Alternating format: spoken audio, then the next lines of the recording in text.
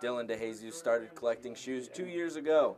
Sometime into collecting, he found new shoe designs online that other collectors and artists designed themselves. This was something that interested Dillon and thought he could get into. I thought it was something I wanted to give a try to.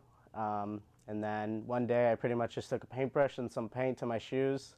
That was probably about a year and a half ago. He started by experimenting on his own pairs of shoes, but once he finally perfected his work, that was when he branched out to others and founded DeJesus Customs.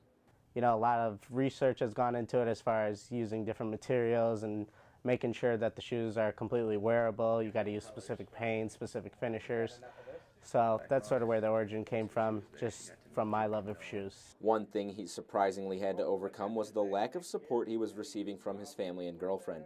At first they thought it wasn't such a good idea for a business venture, but now things have completely turned around.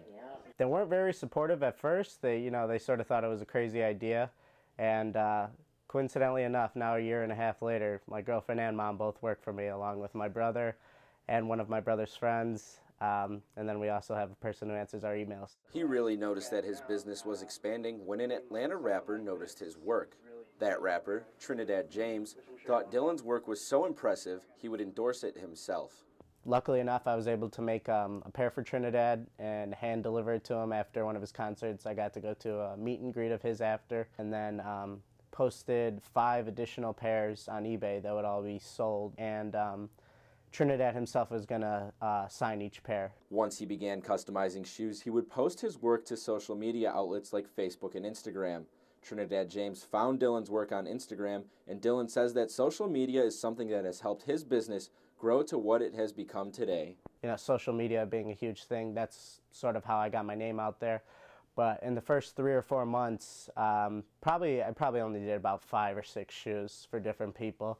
Right now, Dillon works out of home, so shoe orders are only available through the DeJesus Customs website. Rather than sending in your own pair to be detailed, which could cost you about $200, or buying directly from him where the prices could range between $400 and $500 or more, customers might soon be able to get his shoes in stores or from online retailers. Yeah, we got contacted by boutiques, so that was real cool. A couple other online web stores of people who sell shoes. They've contacted us to post our product on there.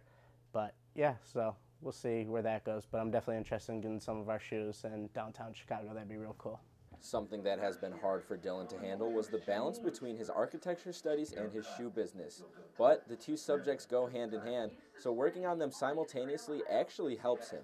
Being an architecture student, it's just, it's all about art, and especially in college, it's very conceptual and just, really imaginative. Although most people see shoes as something to wear on your feet or use as a fashion accessory, Dillon sees them as a blank canvas to express himself and create art, and he will continue to do so as long as it makes him happy.